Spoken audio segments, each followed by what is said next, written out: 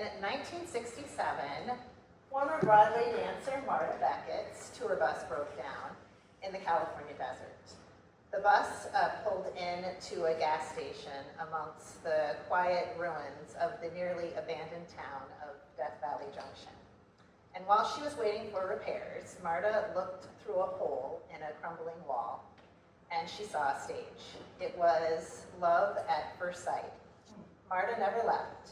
She danced on that stage, on point until her 80s, and when no one came, Marta painted an audience on the walls. But just as the flower doesn't chase the bee, the flower blossoms and the bees arrive. So it was for Marta. Eventually, the world found her and her Amargosa Opera House. In February, I had the honor of performing Marta and Me as part of the 57th anniversary of her first performance on her stage. And I really struggled to try to find the words to describe what it's like to participate in a performance at Marta's theater, because it really is out in the middle of the desert. It's the highway that crosses Nevada. When it ends, and you can turn left to go towards Los Angeles or right to go towards San Francisco, that's where the Opera House is located. And there's nothing else there. Just mountains and wild horses, if you can imagine that, which Marta watered on a regular basis. She was a big fan of horses. So, and you're in her theater, and you're surrounded by her paintings, and they're lit by her potbelly stove, and they just illuminate like a Rembrandt. It's incredible. And there's a performance, and then the doors open, and you leave Marta's theater in the night to go out to what I would call the theater of the universe. There's no ambient light for the sky to compete with, so the stars hang heavy and abundant and so low, it felt like I could touch them. On the last night of Marta's life, her assistant pushed her in her wheelchair out of her theater to her home, which was located just behind the Opera House. And when Marta got outside, she looked up and she saw that the moon was full. And so she tapped on her assistant and asked for her to pause. And even though Marta's body was very, very frail, she began to dance with everything that she had left. Then the assistant wheeled her to her home and put her to bed, and when they came to get her in the morning, she was gone. And that's the magic of Marta, because it's the ephemeral nature of life and of dance that make it so beautiful. So we never know what the future holds, and we only have this moment. So I'm so glad you decided to share it with me in my conversation with Marta.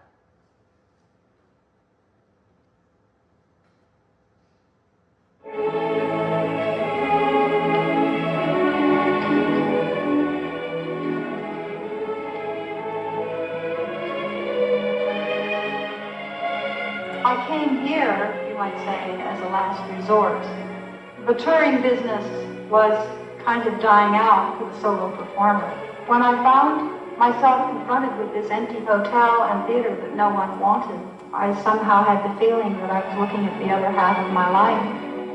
I was so intrigued with it, I told my husband about it, and together we both realized we were looking at our future.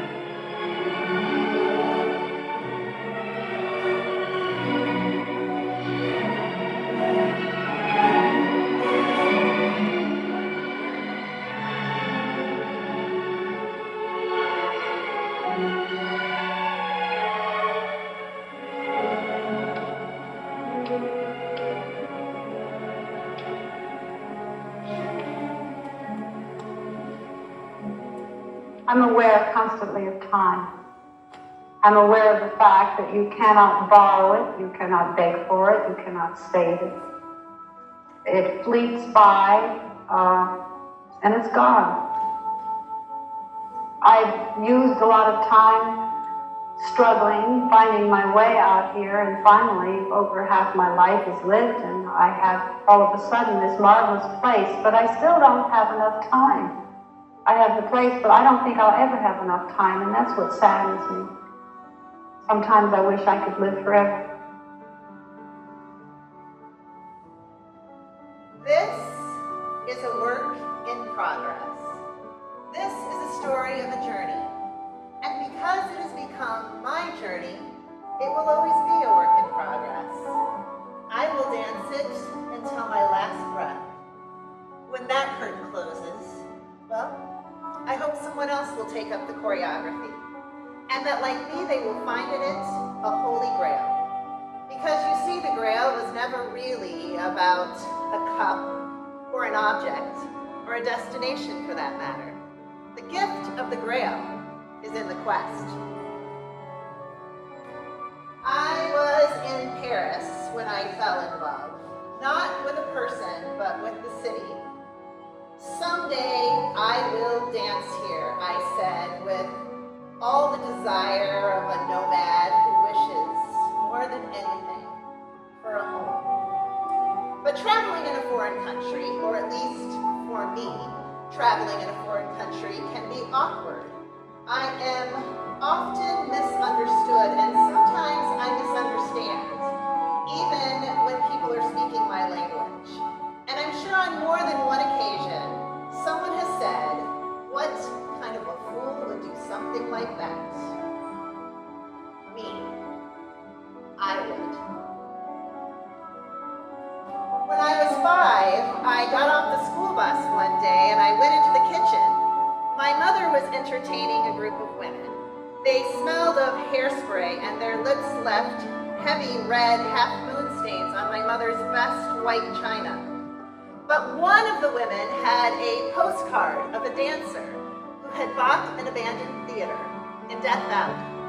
And every day this dancer, she would put out a sign inviting her audience, and then she would put on her makeup and her costume, and she would dance.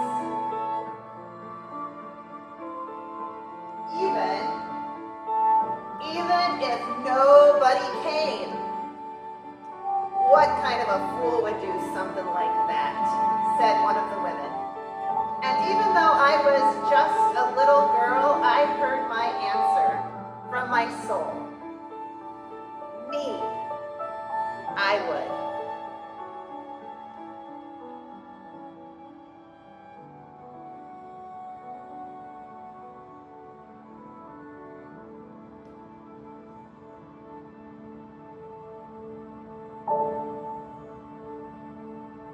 I've been on Broadway. I danced for people who told me what to do, not what I wanted to do.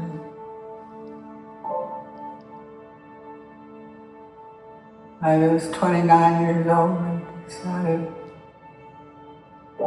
I'm going to quit Broadway and strike out on my own.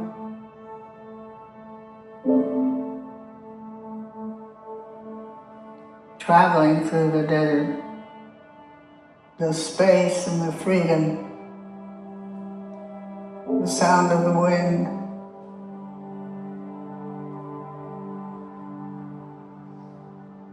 I loved it. I am a child of the desert. That day that I stepped off the school bus and discovered Marta, I was living with my family about an hour outside of Death Valley. So I can tell you with absolute certainty that there's one thing I detest above all others, and that's the smell of a hot desert school cafeteria. I would do anything I could to avoid it, and the sound of the children yelling one on top of the other. So I decided to run out to the playground where I could swing all alone, just me, back and forth, and back and forth, until I put myself into a kind of reverie where I could dance with handsome princes and tell jokes in foreign languages that made everybody laugh. That is, until the lunch lady caught me. It turns out children are not allowed on the playground at lunchtime unsupervised. So she sent me to wash my face and my hands with the sand, and I could hear her outside the door talking to my teacher. And they said, "What kind of a fool plays alone on the playground like that?" And I looked in the mirror and I said, I would.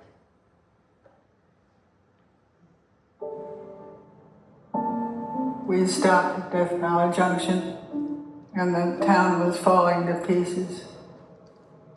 I saw this building at the end of the road. I looked through a hole. I saw a sunbeam shining on the floor. I noticed a small stage.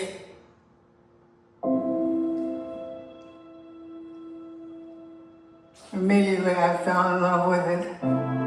All my dances were classical, so they kept me in a world that I wish existed. And if an audience didn't come, I would perform anyway. I was in my own world. It was mystical. In the desert, to find the shed skin of a snake has always been a sign of good luck. It is a symbol of transformation. You see a snake, she sheds her skin when she has grown too large to contain herself inside of it.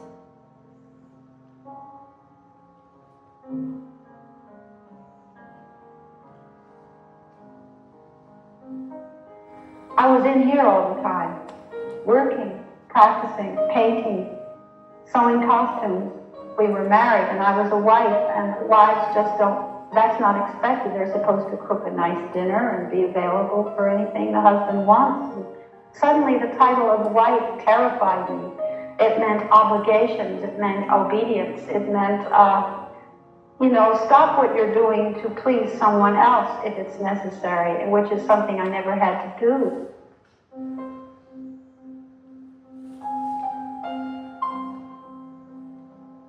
I felt very guilty when I was told that I left him out, and that guilt began to show in my performances.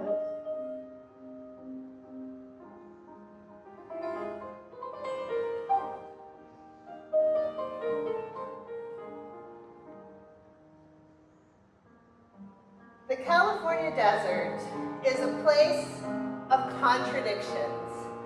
Dry and cracked beneath the sun, this parched earth once cradled an ocean.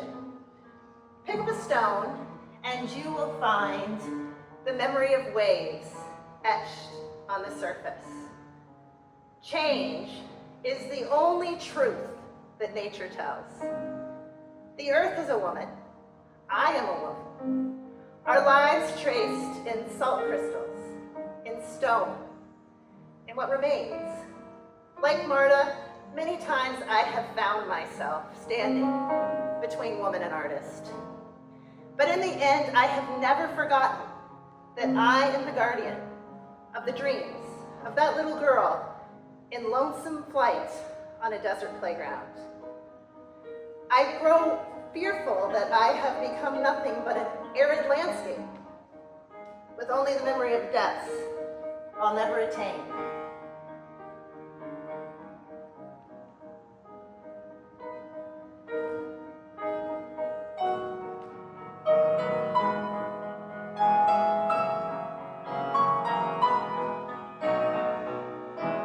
And I grow tired of always looking at the world from the outside looking in. Once I saw an old lover walking down the street with another woman, and I could swear to you that I saw him reach up into the sky, pluck a star, and place it onto her beautiful hair. What kind of fool thinks a man really gives a woman the stars?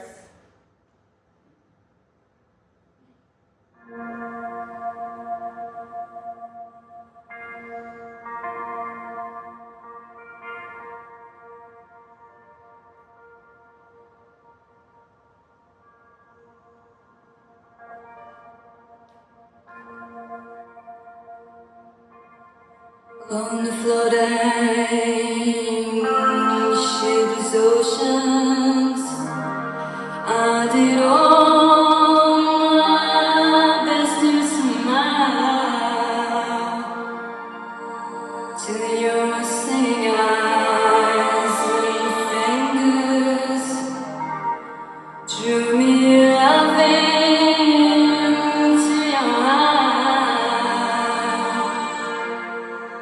and you sang.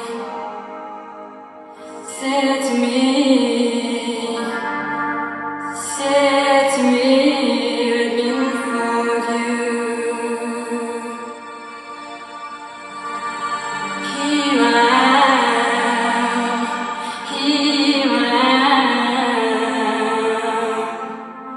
waiting to hold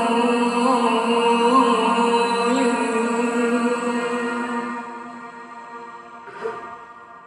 Did I dream? You dreamed about me. Were you here when I was false? Now my foolish boat is leaning, broken of love.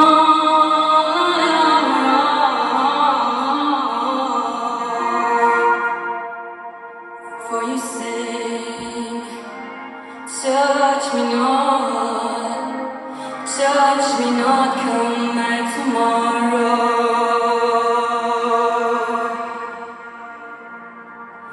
Oh my heart shines from the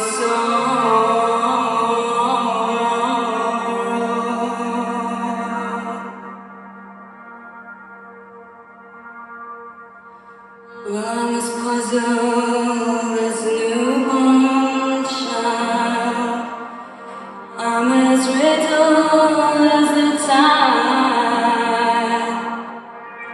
Should I stand with the breakers, or should I lie with death, my bride? Hear me sing, swear to me, let me unfold you. Here I am,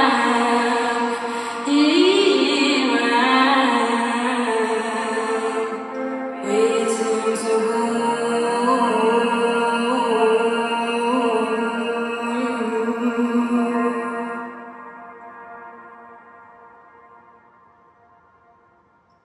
No one likes to give in to being older. When your body refuses to obey. The Dying Swan is a dance about our battle with our mortality. And it's true, there is the finite nature of mortality. But in fact, in the lifetime of a woman, she dies many deaths. Born again, the phoenix from the flame. The daughter, the wife, the lover, the mother, the artist. We have left behind our soothsayers and our shamans, our guiding lights to the path of the mysterious. We no longer tolerate the unanswerable question. According to science, we are born, we rise in youth, we decline in age, and then we die. But even according to this very limited point of view, I think it's safe to say we will not have these bodies forever. So it's what we do with our time in them that counts. So Marta, wherever you are, let's dance our own Dying Swan, which is not a swan song. It is our many paths, our journey, our search for the Holy Grail, our transformation into the artists and the storytellers that we're all meant to be.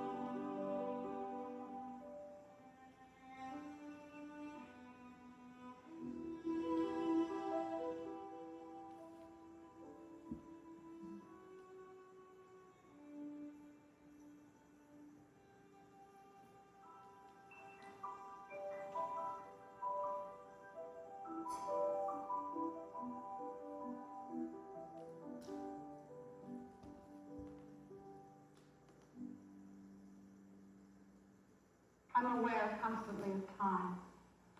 I'm aware of the fact that you cannot borrow it, you cannot beg for it, you cannot save it. It fleets by, and it's gone. I've used a lot of time struggling, finding my way out here, and finally over half my life is lived, and I have all of a sudden this marvelous place, but I still don't have enough time. I have the place, but I don't think I'll ever have enough time, and that's what saddens me. Sometimes I wish I could live forever.